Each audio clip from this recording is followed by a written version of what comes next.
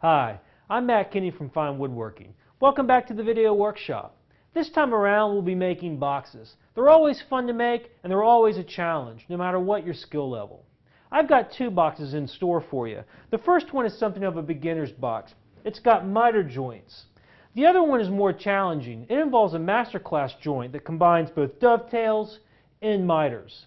So follow along. I'm sure you'll learn something that you can use in your own box making.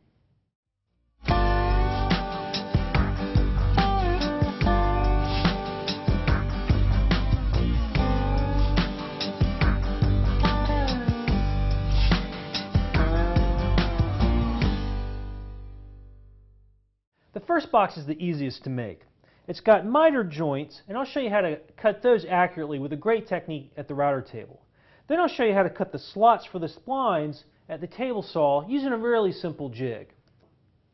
The second box is more of a challenge, and that's because the sides are joined with a dovetail joint, but not your average dovetail joint. This one has a miter at the top, the bottom, and where the lid is separated from the base.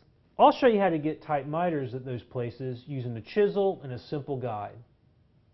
Once we get the boxes assembled, I'll show you how to separate the lid from the base safely at the table saw. And then I'll show you how to cut precise mortises for the hinges using nothing more than a chisel. I'll also show you how to use hand tools to create an elegant lift for the top. Then we'll move to the inside of the boxes. I'll show you how to make piston fit trays using hand tools. It's really the best way to proceed because the parts are so small, it's a little scary using a table saw or a router to do it. Before we get to any construction, let's take a minute to talk about design and wood selection. Because boxes are small, you want to keep things simple. Clean straight lines are always elegant and never go out of style. When it comes to wood selection, keep it simple too. Don't go crazy with outrageous figure and crazy contrast. When it comes to color, I like to stay in the same family. I've chosen brown for this box. And when it comes to grain, I also like to keep it simple. For the sides, I've chosen a tight quarter-sawn elm. That way I can resaw it and get a great four-corner match all the way around the box. I've saved the figured walnut for the top, where the figure doesn't become overbearing.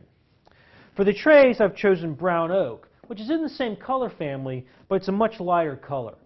You can choose any wood you like, but keep these design tips in mind, and your box will turn out elegant and beautiful.